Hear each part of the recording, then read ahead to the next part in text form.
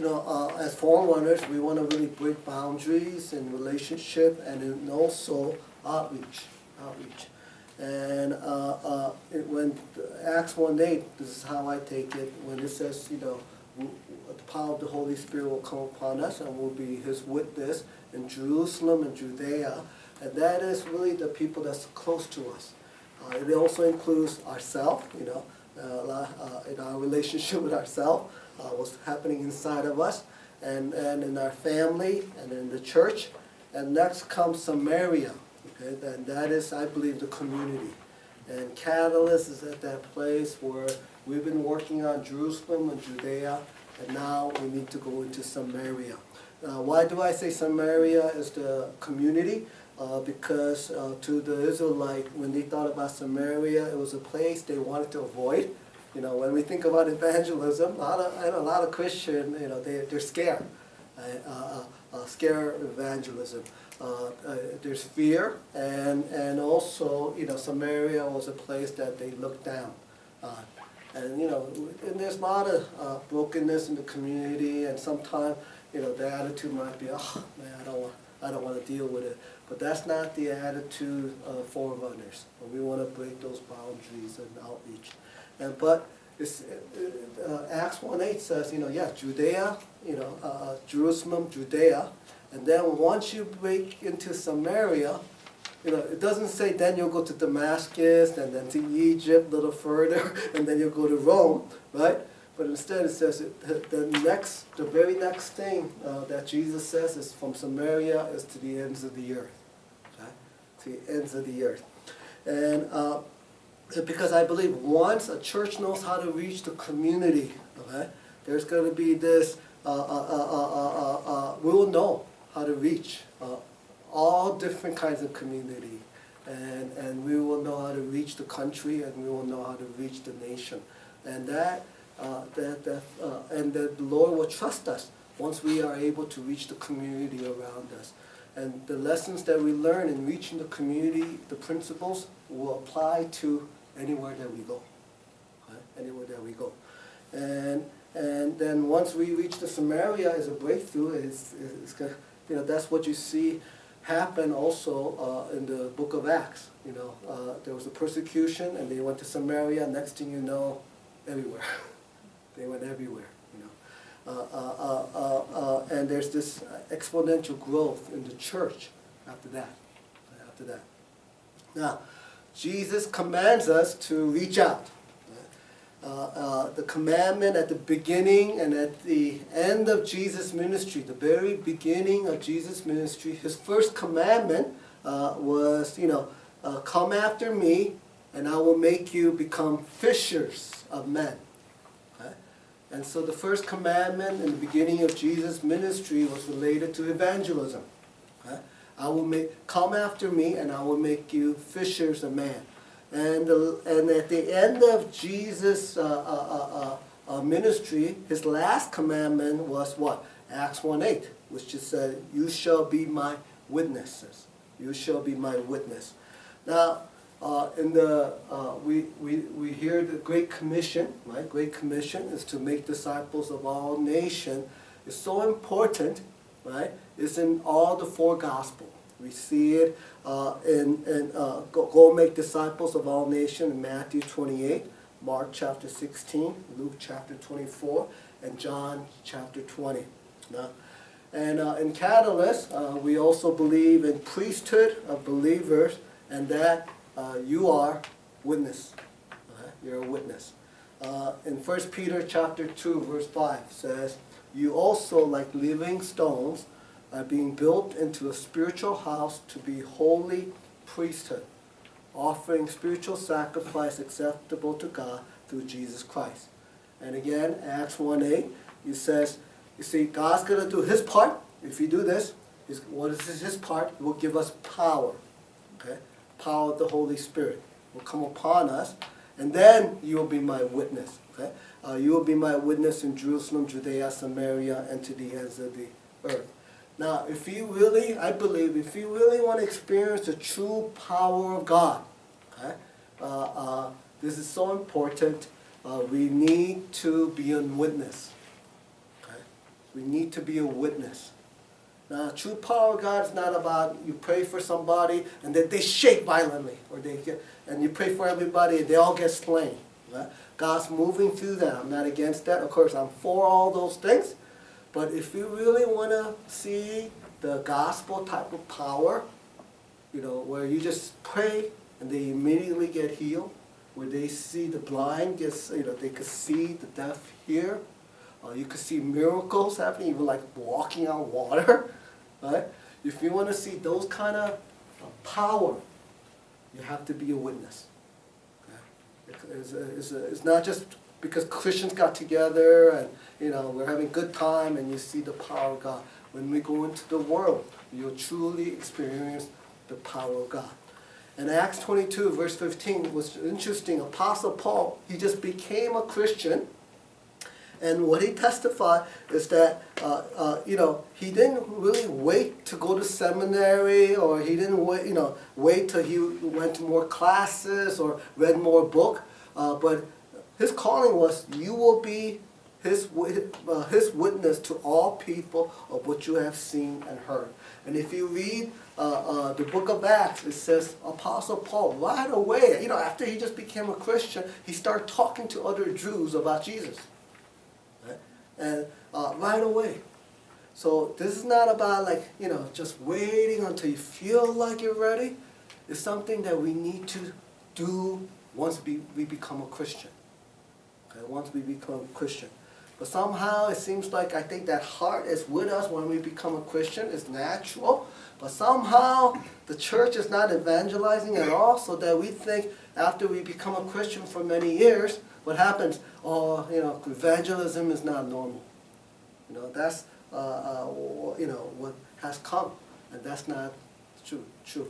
Once you become a Christian, you are a witness at that time. You're a witness. The truth that we are all priests and witness takes care of all excuses to witness to others, to evangelize. Right? When we understand that we are a priesthood of believers, we are priests, and that we are a witness. For example, some of the common excuse not to reach out or talk about Jesus or evangelize or even come to the training, one of the excuses is witnessing is job of the minister. Okay? Witnessing is a job of the minister. But again, if you understand that truth, we're all priests, we're all witnesses. That just destroys that argument. Okay? That destroys the argument. As a matter of fact, the New Testament church was exponentially growing. It was changing cities and towns and nations. Okay? Even though they were being persecuted. And there was a lot of persecution in the New Testament church. But something happened at 300 AD. Constantine, the emperor of Rome, right? He thought he was doing something nice for the Christians.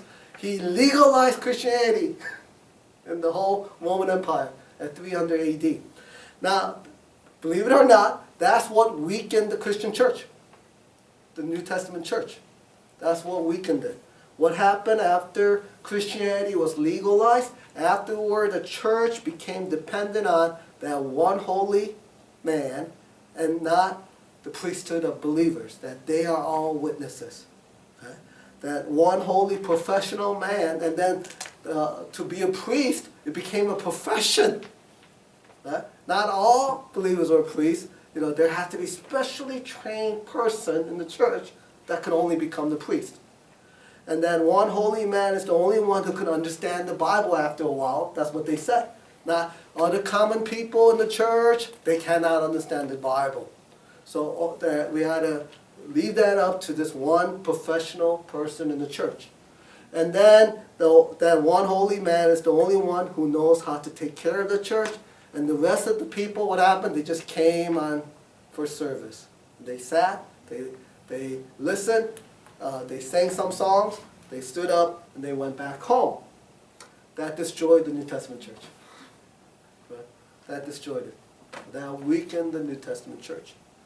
So this truth that you're all priesthood and that you're all witnesses takes care of that excuse. That job is for the pastor. Okay? Second excuse that we have, I don't have the gift of evangelism. That's why, because I don't have that gift, God calls somebody else in the church, okay? It doesn't have to be a pastor, but somebody else with that gift to evangelize, right? But you got to understand why Jesus gives us the spiritual gifts. Spiritual gifts are given to us not so that we do less, right? But so that we could do more, right? Gifting is there also that, so we could work together, yes, but it's not to use it as an excuse so that we do less. Witnessing and being able to share the gospel, and every believer encountering in their life multiple people coming to the Lord because of their witness is supposed to be normal. Okay? It's supposed to be normal.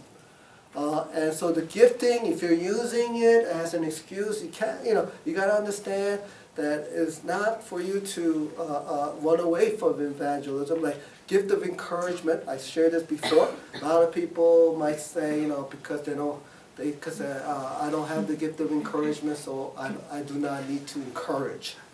Right? That's that they don't understand biblical teaching. Hebrews 10:25 says you need to encourage one another all the more as you see the day approaching. It's not, so the encouragement biblically says, everyone here, everybody in the church needs to learn how to do it. And all the more as the day is approaching. Right? You're not supposed to use gifting as an excuse. I don't have to work on it.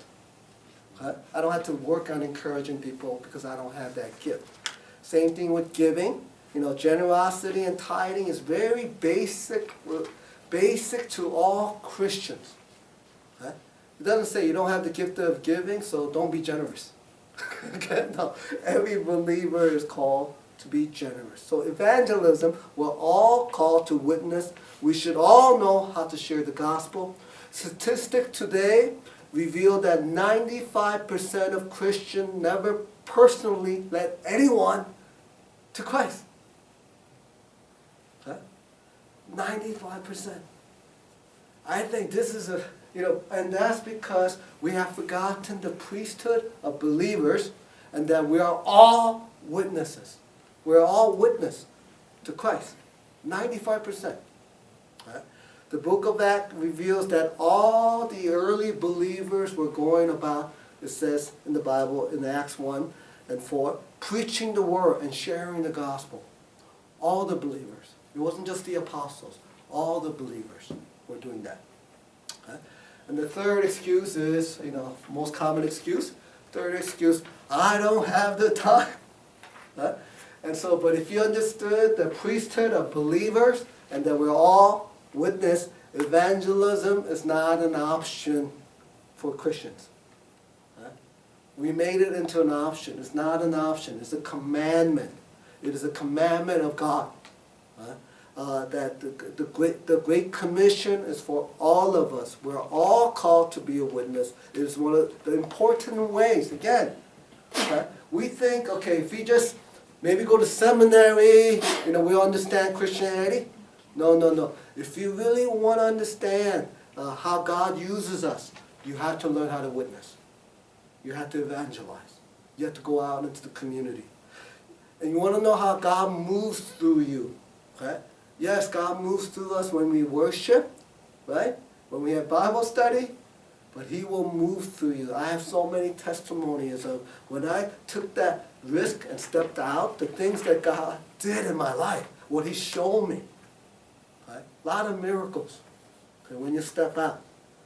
When you want to know, how to be transformed, okay? How to be transformed. Start witnessing, and then you'll see the things that God sees, and you'll start to be burdened about the things that God is burdened about, and you start to cry about the things that God cries about, and that will transform you.